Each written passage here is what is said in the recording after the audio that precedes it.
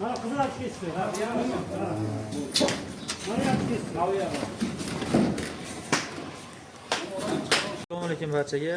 Bugun xalq orasida qo'tir degan kasallik bor. Shunga qarshi vaksina qilyapmiz. LTF130 degan vaksinadan foydalanamiz.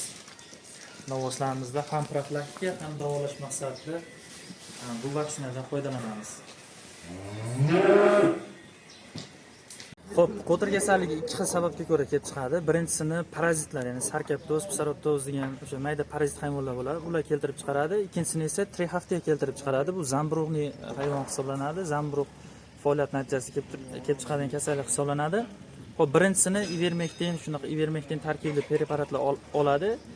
Trixaftiya sababi keltirib chiqaradigan qo'tir kasalligini u ivermektin preparatlaridan foydalansak yaxshi natija beradi. Sababli keltirib chiqaradigan qo'tir kasalligini ivermektin tarkibli preparatlarimiz olmaydi. Shuning uchun hozir ko'rsatgan LTF130 vaksinasidan foydalansak yaxshi samara beradi. O'sha bizning fermer xo'jaligimizda trixaftiya sababli kelib chiqqan qo'tir tarqalgan. Hozir shu vaksinadan foydalanib hayvonlarimizni qo'tir kasalligidan zararsizlantiramiz.